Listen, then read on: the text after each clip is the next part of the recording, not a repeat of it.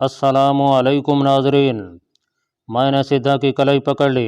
जहाँ सांप ने डसा था वहाँ सियाह खून के दो कतरे काले मोतियों की तरह चमक रहे थे। सिद्धा इन कतरों को गौर से देख रही थी। फिर उसका सियाह जिस्म हौले हौले लरजने लगा। मैं परेशान हो गया। मैंने उसे थामना चाहा तो उसने डांट कर कहा, रघु मुझे हाथ ना लगाना, मेरा खून सांप के जहर का तोड़ कर रहा है। मैं अपनी जगह साकत होकर उसकी कलाई पर खून के चमकते कतरों को देखने लगा जो आहिस्ता आहिस्ता एक दूसरे के करीब आ रहे थे। फिर दोनों कतरे मिलकर एक कतरा बन गया और कतरा फूलने लगा। चंद लम्हों बाद उसने कमज़ोर सी आवाज़ में कहा, बस अब सब ठीक हो गया है। मेरी कलाई पर मौजूद खून का ये कतरा पत्थर बनकर गिरने ही वाला है। काले खून का कतरा अब एक छोटे बेर के साइज का हो गया था। फिर अचानक वो लुढ़क कर नीचे गिर पड़ा। सिद्धा रंगनी ने मुस्कुराकर मुझे देखा और बोली, रघु, खजाने का सांप दुनिया का सबसे जहरीला सांप होता है। अपने बेटे की वजह से मेरे खून में ऐसा तिर्याग पैदा हो गया है कि मुझ पर किसी सांप के जहर का असर नहीं हो सकता। चलो खजाना निकालते हैं। लेकिन नहीं, तुम इसी जगह ठहरो। फिर अचानक उसे कुछ याद आ गया। वो नीचे बैठकर घास टटोलने लगी और फिर घास में से कुछ निकाल कर उठ खड़ी हुई। फिर उसे हथेली पर रखकर मेरे आगे कर दिया। वो उसके सियाह खून का फूला हुआ कतरा था जो अब पत्थर बन चुका था। वह बोली, रघु, ये मेरे खून का कतरा नहीं बल्कि अब सांप का एक बहुत ही कीमती मन का है। यह तुम अपने पास रख लो। किसी को कैसा ही जहरीला सांप क्यों ना काट ले, यह मन का सांप के दांतों के निशान पर रख देना। यह सारा जहर चूस कर फूल जाएगा। फिर जब यह अपने आप नीचे गिर पड़े तो इसे उठाकर नचोड़ लेना। यह फिर पत्थर बन जाएगा। रघु मेरे राजा, यह मेरी मोहब्बत का एक अनमोल तोहफा है। मैंने सांप का मनका लेकर सिद्धा का हाथ थाम लिया।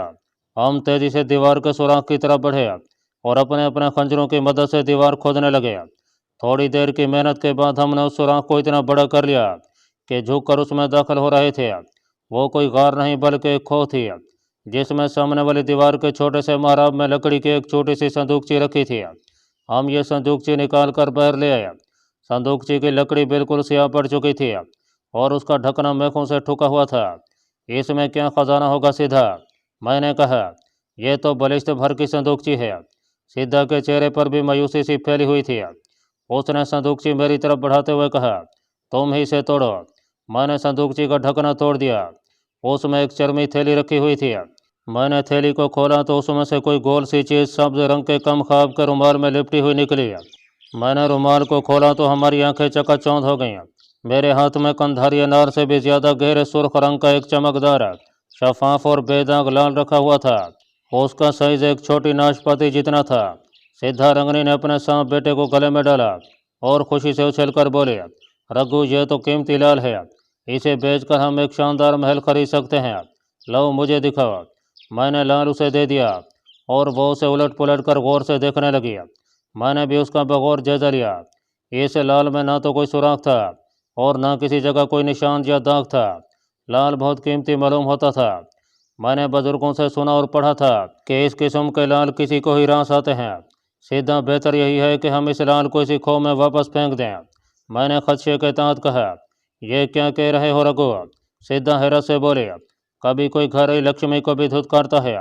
सीधा रंगनी ने लाल को उसी रुमाल में लपेट कर अपनी साड़ी में छुपा लिया। न जाने क्यों मेरा दिल कह रहा था कि यह लाल सीधा को रास नहीं आएगा और इस पर कोई ना कोई मुसीबत ज़रूर आएगी। मैंने उसे समझाना चाहा, लेकिन वो एक ज़िद्दी लड़की थी। वो एक बार जो फैसला कर लेती थी उस पर अड़ जाती थी। कीमती लाल उसने अपने पास महफूज कर लिया और हम एक बार फिर जंगल में अपनी मंजिल की तरफ रवाना हो गए।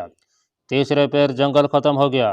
अब हमारे सामने एक मैदान था जहाँ कहीं कहीं दरख्तों के झुंड और खुदरू झाड़ियाँ फैली हुई थीं। इसी रास्ते में एक खुश्क नाला आया। उस नाले से गुजरकर हम दूसरी तरफ पहुँचे तो रेलगाड़ी की पटड़ी नजर आ गई। हम पटड़ी के साथ साथ चलने लगे। सीधा रंगनी कीमती लाल पाकर बेहद खुश थी। मैंने उसे बताया कि यह लाल बड़ौदा का कोई करोड़पति जोरी ही खरीद सकता है। हमें यह लाल लेकर बड़ौदा जाना होगा। वो हैरत और मुसरत के मिले जुले तासुर से मुझे देखने लगी। क्या हमें इस लाल के 1 लाख रुपए मिल जाएंगे? मैंने उसके सवाल को नज़रअंदाज करते हुए उसके कंधे पर हाथ रखकर एक बार फिर उसे समझाया, सीधा, मुझे तुमसे हमदर्दी है। मैं नहीं चाहता कि तुम्हें कोई नुकसान पहुँचे। तुम पर कोई आफत है, इसलिए मेरा कहा मानो और इस लाल को यहीं कहीं फेंक दो। सीधा ने कंधा झटक दिया और अपनी केसरी आंखें सुकेड़ कर बोली, रघु तुम मेरे कब से दुश्मन हो गए हो? क्या तुम मुझे रानी बनते हुए नहीं देखना चाहते? क्या तुम मुझसे जलने लगे हो? मैं समझ गया कि यह लड़की अपनी जिद से बाज नहीं आएगी। फिर ख्याल आया कि हो सकता है यह लाल इसे रास आ जाए। थोड़ी देर बाद हम श्रीरंगम के रेलवे स्टेशन पर पहुंच गए। वो एक छोटा सा देहाती स्टेशन था। प्लेटफॉर्म वीरान पड़ा था। सिर्फ स्टेशन मास्टर के कमरे के आगे पड़ी बेंच पर एक बूढ़ा अपनी बुढ़िया के साथ बैठा बीड़ी पी रहा था। सिद्धा ने प्लेटफॉर्म के नलके पर जाकर हाथ मुंह धोया, पानी पिया और मेरे पास आकर बैठ गया। हम फिक्र करने लगे कि रेल के किराए का क्या बनेगा। मेरे पास जो पैसे थे उनसे हम ज़्यादा से ज़्यादा 2-3 मील तक सफ़र कर सकते थे। मैंने जाकर टिकट बाबू से मालूमात हासिल की। मालूम हुआ कि श्रीरंगम से एक गाड़ी हमें अधूनी जंक्शन पहुंचा देगी। वहां से हमें बंगलोर एक्सप्रेस मिलेगी जो 48 घंटों में बंगलोर पहुंचेगी। बंगलोर से आगे फिर बड़ौदा तक का सफ़र दरपेश था। मैंने यह सब कुछ सीधा को बता दिया। मैंने पैसे निकाल कर हिसाब लगाया तो मालूम हुआ कि हम 3rd क्लास के 2 टिकट खरीद कर केरला प्रांत के अधूनी जंक्शन तक पहुंच सकते थे। सिद्धा रंगनी ने कहा, अधूनी तक चलते हैं, फिर देखेंगे क्या किया जाए। मैं सिद्धा रंगनी से बातें कर रहा था और साथ ही साथ प्लेटफार्म का जायजा भी ले रहा था कि कोई हमारी तरफ मुतवज्जे तो नहीं। जब तक जंगलों में सफ़र करता रहा था मुझे फिक्र नहीं थी कि कोई मुझे देखकर पहचान लेगा, लेकिन आबादी में पहुंचते ही मैं चौकन्ना हो गया था। मैंने अधूनी तक रेल के 2 टिकट खरीद लिए। इसके बाद मेरे पास 15 रुपये बच गया। मालूम हुआ कि गाड़ी शाम को आएगी। हम वहीं प्लेटफार्म पर बैठे रहे। शाम हुई तो मैं स्टेशन से बाहर जाकर चावल और अचार ले आया जो हमने मिलकर खाया। मेरे सामने गाड़ी का एक तवील सफ़र था। मुझे कर्नाटक और सौराष्ट्र के बड़े बड़े रेलवे स्टेशनों से गुजरना था। वहाँ खतरा था कि मैं पहचान न लिया जाऊँ, लेकिन दूसरा कोई रास्ता भी नहीं था। मेरी मंजिल राजस्थान की सरहद थी। वहाँ तक पहुँचने के लिए कर्नाटक और सौराष्ट्र के सूबों से लाजमी तौर पर गुजरना था। जो बात मुझे सबसे ज़्यादा परेशान कर रही थी वो ये थी कि अधूनी पर उतरने के बाद बंगलोर जाने के लिए टिकट कहाँ से खरीदेंगे। दूर से रेलवे के इंजन की सीटी सुनाई दी। मैंने रेल की पटड़ी की तरफ निगाह दौड़ाई। दूर रेल के इंजन की रोशनी आहिस्ता आहिस्ता करीब आ रही थी। वह मुख्तसर सी बोगियों वाली एक पैसेंजर ट्रेन थी। उसका इंजन छक छक करता प्लेटफार्म पर आकर रुक गया। थोड़े से मुसाफिर थे। ट्रेन में काफ़ी जगह थी। हम एक डब्बे में सवार हो गए। थोड़ी देर ठहरने के बाद ट्रेन रवाना हो गई। ट्रेन सारी रात चलती रही। दूसरी रोज़ सुबह अधूनी जंक्शन पहुंच गई। वो एक निस्बतन बड़ा स्टेशन था। हम स्टेशन से बाहर आ गए। स्टेशन की इमारत से ज़रा दूर नारियल के दरख्तों के एक झुंड में बैठकर सोचने लगे कि आगे सफ़र का किराया कहाँ से आएगा। सिद्धा कहने लगी, चलो कस्बे में चलते हैं, वहाँ ज़रूर कोई नाग मंदिर होगा। मैं वहाँ अपने शाम की पूजा करवा कर इतनी रकम जमा कर ही लूँगी। ये एक बड़ा कस्बा था। मैंने स्टेशन पर और स्टेशन से बाहर पुलिस वाले देखे थे। चुनाचे में सिद्धा के साथ कस्बे में जाने का खतरा मोल नहीं ले सकता था। मैंने पाँव में दर्द का बहाना बनाते हुए कहा, तुम अकेले ही चली जाओ, मैं यहाँ तुम्हारा इंतज़ार करूँगा। सिद्धा रंगनी ने नाराज़गी से मुझे देखा और कस्बे की तरफ चल पड़ी। उसके जाने के बाद मैं दरख्तों के पीछे इस तरह टेक लगाकर बैठ गया कि स्टेशन की तरफ से आने वाले की नज़र मुझ पर नहीं पड़ सकती थी। बंगलोर एक्सप्रेस रायपुर शहर की जानब से वहाँ दिन के 1:15 पहुँची थी। सिद्धा रंगनी को गई जब 1.5 घंटा गुजर गया तो मुझे तशवीश हुई, कहीं वो किसी मुश्किल में ना फंस गई हो, कहीं किसी ने उसके पास लाल देकर उसे अगवा न कर लिया हो। मेरे दिल में तरह तरह के वसवसे पैदा होने लगे। 1.25 घंटे बाद सिद्धा रंगनी मुझे रेलवे फाटक की तरफ से आती दिखाई दी।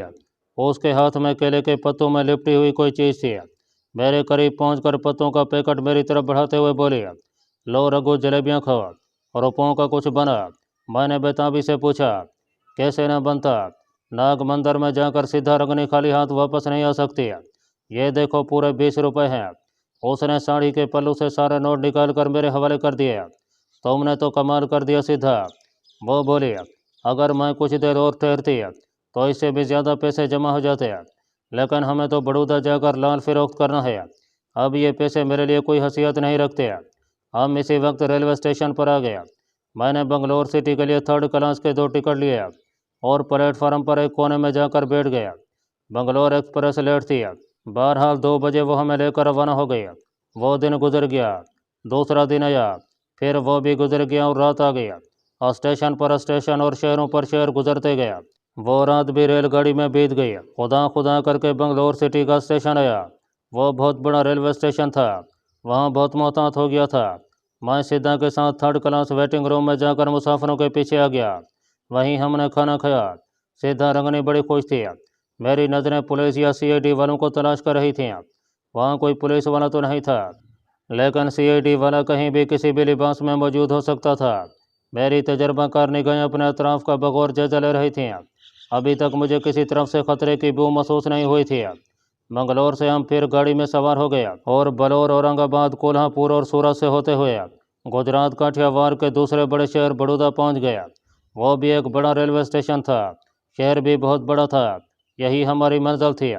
हमारे पास अब सिर्फ 15-20 रुपये बाकी रह गए थे। बड़ौदा स्टेशन पर मुझे मिलिट्री पुलिस के सिपाही भी दिखाई दिए। मैं ज़्यादा मोहतात हो गया। सिद्धा रंगनी मेरे साथ चलते हुए बोले, रघु आखिर हम यहाँ पहुँच ही गए। चलो शहर चलकर किसी जौहरी से मिलते हैं। रघु हमें कितने रुपए मिल जाएंगे? एक जोड़ा साड़ी का तो मैं यहाँ से ज़रूर खरीदूँगी। हम प्लेटफार्म के थर्ड क्लास वाले गेट की तरफ बढ़ रहे थे। मैं बड़ी चौकसी के साथ चारों तरफ देख रहा था। गेट पर टिकट कलेक्टर खड़ा बाहर जाने वालों से टिकट ले रहा था। लाल की नहुसत का वक्त आ गया था। मैं आगे आगे था। टिकट मेरे हाथ में था। सिद्धा रंगनी मेरे पीछे पीछे थी। मैं टिकट देकर गेट से निकल आया तो सिद्धा ने टिकट कलेक्टर की तरफ अपना टिकट बढ़ाया। अचानक ऐसा हुआ कि सिद्धा रंगनी का काला सांप उसकी साड़ी से निकलकर एक भयानक फुंकार के साथ कलेक्टर पर हमलावर हुआ। सिद्धा रंगनी ने चीख मारकर उसे रोकना चाहा, मगर इस दौरान में सांप उसके हाथ पर धंस चुका था। सांप शायद यह समझा था कि टिकट कलेक्टर उसकी मां पर हमला करना चाहता है। टिकट कलेक्टर चकरा गया, मगर उसने दूसरे हाथ से सांप पर वार किया। सांप उछलकर सिद्धा की गर्दन से नीचे गिर गया। वहां शोर मच गया। लोग सांप को मारने दौड़े। सांप स्टेशन के हाल की तरफ भागा। सिद्धा रंगनी चीखती चिल्लाती अपने सांप बेटे के पीछे भागी। टिकट कलेक्टर वहीं गिर गया था। मुझे ख्याल ही ना रहा कि सांप का मरका मेरी जेब में है। मैं भी घबराहट में सिद्धा के पीछे लपका और पुलिस के 3 सिपाही हमारे पीछे दौड़े। इस सांप का जहर इस कदर मोहले था कि टिकट कलेक्टर का जिस्म साफ धोकर सियाह पड़ने लगा। मैं सिद्धा रंगनी को पुकार रहा था और वो अपने बेटे को बचाने के लिए उसे आवाज़ें दे रही थी। सांप ने अपने पीछे इतने हुजूम को देखा तो घबरा कर लोहे के गार्डर पर चढ़ा और छत की ऐनी कड़ियों में जाकर गायब हो गया। हमारे पीछे शोर मच गया, टिकट बाबू मर गया, टिकट बाबू सांप के कांटे से मर गया है।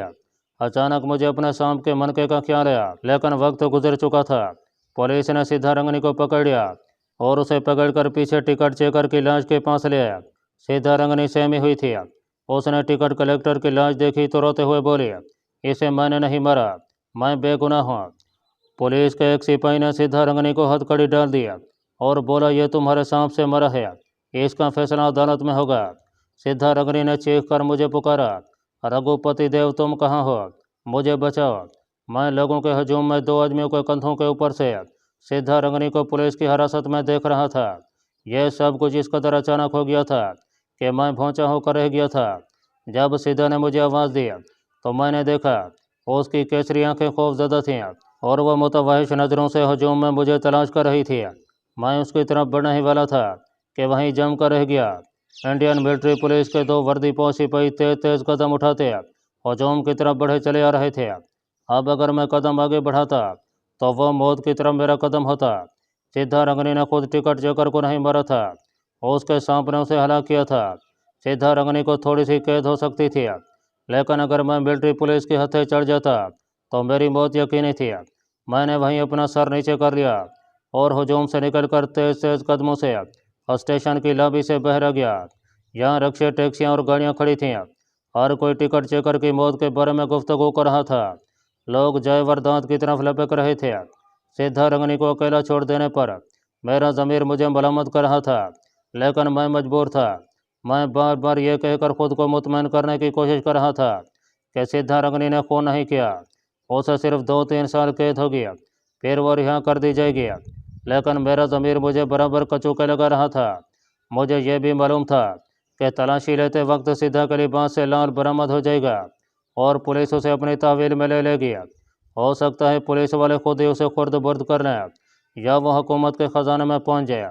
मैंने स्टेशन की इमारत से निकलकर अपने अकब में देखा, हजूम पीछे हट रहा था, शायद सिद्धा को थाने ले जाया जा रहा था।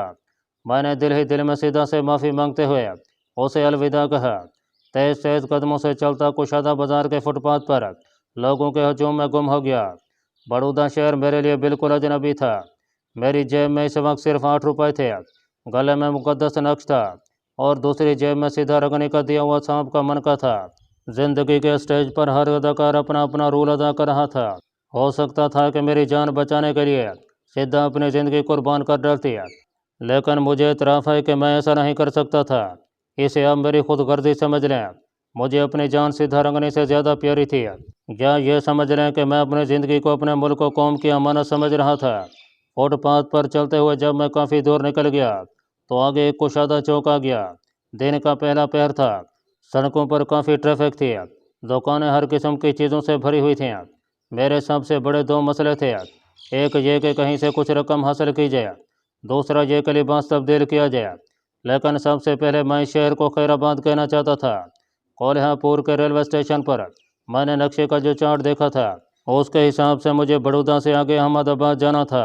वहाँ से राजस्थान में दाखिल होकर उदयपुर पहुँचना था। उदयपुर से आगे रेगिस्तान था, फिर पाकिस्तान का बॉर्डर शुरू हो जाता था। मुझे उसी रेगिस्तान से भारत का बॉर्डर क्रॉस करके पाकिस्तान में दाखिल होना था। यह कोई इतना आसान काम न था, मगर मुझे यह काम हर कीमत पर करना था। बड़ौदा से अहमदाबाद और अहमदाबाद से उदयपुर तक रेल जाती थी। इसके बाद सहरा का सफ़र शुरू हो जाता था। बड़ौदा से अहमदाबाद तक रेल में सफ़र करना खतरनाक था। कम अज़ कम मुझे यही शुबा था कि पुलिस को मेरे बारे में पता न चल गया हो। हालांकि इसका इम्कान सिद्धा के बयान के बाद बहुत ही कम था। फिर भी मैं अपने आप को बदतरीन हालात के मुकाबले के लिए हर घड़ी तैयार रखना चाहता था। 2 बातें मेरे साथ बहुत अच्छी हुई थीं। पहली बात यह कि पहाड़ों और जंगलों के मुसीबत से पुरसफ़र ने मेरे गोरे रंग को काफ़ी सांवला कर दिया था। दूसरी बात यह कि मुझे तामुल ज़बान पर काफ़ी अबूर हासिल हो गया था। चुनाचे मैं अपने आप को बड़ी आसानी से तामुल साबित कर सकता था। इन्हीं ख्यालात में गलता चौक क्रॉस करके दूसरी सड़क पर निकल आया। यहाँ एक स्टॉप पर बस खड़ी थी। उसका रुख स्टेशन की मुखालिफ सिमत में था। मैं बगैर कुछ सोचे समझे बस में सवार हो गया कि और कुछ नहीं तो रेलवे स्टेशन से ही दूर निकल जाऊंगा। बस मुसाफिरों से भरी हुई थी और लोग बहुत बातें कर रहे थे। औरतें भी मर्दों के दरमियान बैठी हुई थीं।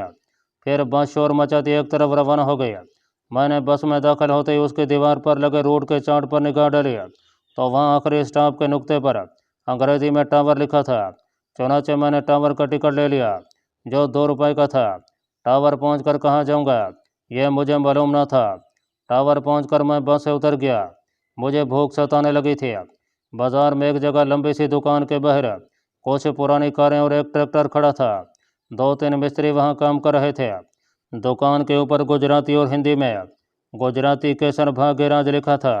मैं सीधा गैराज के मालिक के पास चला गया। वो एक उधेड़ उम्र का मोटे पेट वाला जरदरो गुजराती था जो काउंटर के पीछे ऊंची गद्दी पर बैठा किसी को फ़ोन कर रहा था। दरमियान में नज़रें उठाकर मेरी तरफ भी देख लेता था, फिर फ़ोन बंद करके मुझसे मुखातिब हुआ। तो मैं कौन शेरे, क्या चाहिए बोलो। मैंने करीब जाकर कहा, सेठ जी मैं तमिलनाडु का रहने वाला हूँ, यतीम हूँ, कोई संगी साथी नहीं, चाकरी की तलाश है, कोई काम मिल जाएगा तो बड़ी सेवा करूँगा। सेठ ने तिरछी नज़र से मुझे देखा और नफरत से हाथ झटक कर बोला, अबे चलो आगे लड़के, यह कोई धर्मशाला नहीं है। अब मैंने मुकद्दस नक्श से काम लेने का फैसला कर लिया। मैंने कलमा शरीफ पढ़कर एक निगाह अपने गले में लटके हुए नक्श पर डाली, फिर सेठ की आंखों में आंखें डालकर दिल में कहा, तुम मुझे मुलाजिम रखो फ़ौरन। जब मैंने उसे नज़रें हटाई तो सेठ की काया पलट चुकी थी।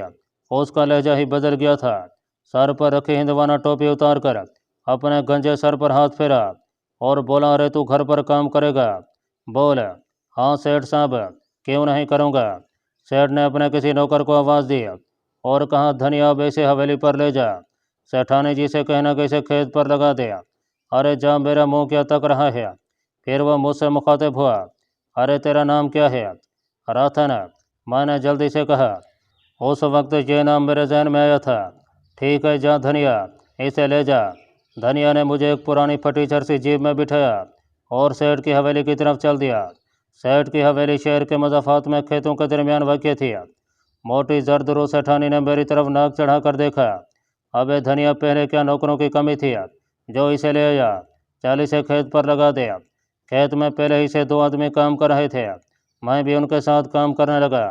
जब भूख ने बेहाल कर दिया तो मैंने एक मज़दूर से पूछा, भोजन कब मिलेगा? एक मजदूर हंसकर बोला, अबे भोजन यहाँ नहीं मिलेगा। दोपहर भी गुजर गई, फिर तीसरा पहर हो गया, मैंने कुछ नहीं खाया था। वहाँ पड़े घड़े में से मिट्टी के प्याले में पानी पीने ही बैठा था कि हवेली की तरफ से सेठानी के चीखने चिल्लाने की आवाज़ आई। सांप ने काट लिया, अरे दौड़ो, सांप ने काट लिया। दूसरे मजदूरों के साथ मैं भी हवेली की तरफ भागा। सेठानी बुरी तरह रो रही थी। उसका 16-17 साल का लड़का किसी काम से हवेली के पिछले हिस्से में कोठड़ी में गया था कि उसे सांप ने डस लिया। सांप के जहर ने असर करना शुरू कर दिया था और उस पर गनौदगी तारी होती जा रही थी।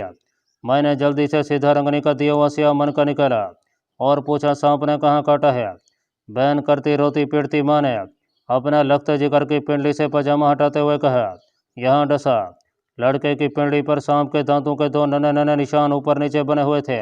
मैंने मन का सांप के दांतों के निशान पर रख दिया और दिल में दुआ मांगने लगा, या अल्लाह इस मनके में असर डालना, मुझसे माँ का रोना नहीं देखा जाता।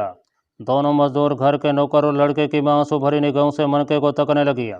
माँ तो बराबर रोई जा रही थी। वो नौकरों से बार बार कहती, अरे जाओ इसके पिता को बुला लो। मेरी निगाह मनके पर जमी हुई थी। फिर यह देखकर मेरा दिल खुशी से उछल पड़ा कि मनका आहिस्ता आहिस्ता फूल रहा था। सांप का मन का जहर चूस रहा था। देखते ही देखते मन का आलू बुखारे जितना हो गया, जबकि उसका असली हुजूम बेर जितना था। चंद लम्हों बाद मन का जख्म से नीचे गिर गया। मैंने जल्दी से मन का उठा कर नचोड़ा तो उस मनके से सियाह जहर टपकने लगा। लड़के ने आंखें खोल दी। मैंने उस वक्त टाट का एक टुकड़ा मंगवा कर फर्श पर गिरे हुए जहर को अच्छी तरह साफ किया और उस टाट के टुकड़े को ज़मीन में दबा देने की हिदायत की। जिस्म से जहर का असर झैल हो जाने से लड़के को होश आ गया था और वह उठ बैठा। कुछ ना पूछे उसकी माता का क्या हाल था।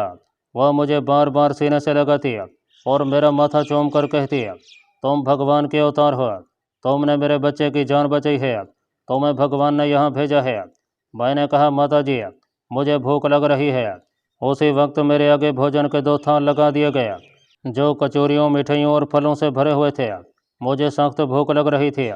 मैं तमाम कचौरियाँ और मिठाई चट कर गया। इतने में सेठ भी धोती संभालता वहाँ पहुँच गया। जब उसे पता चला कि मैंने उसके बेटे को सांप के जहर से बचा लिया है तो वो अपने बेटे से लिपट गया। फिर मुझे गले लगा कर बोला, राथन तुमने मेरे बच्चे की जान बचाई, तुम भगवान के अवतार हो। उसी वक्त मुझे गुस्ल कराया गया, नया कुर्ता पजामा पहनाया गया, बाजार से मेरे टॉप का नया जूता मंगवा कर पहनाया गया, गले में फूलों के हार डाले गए और मुझे एक सफ़ेद बिछौने पर बिठा दिया गया। इस दौरान में नौकर स्टोर रूम से सांप को निकाल कर हलाक कर चुके थे। सेठ ने कहा, बरजो की माँ, यह वही सांप है जिसने आज सुबह स्टेशन पर टिकट बाबू को डसा था। कोई नागनी औरत उस सांप को लेकर शहर में उतरी थी।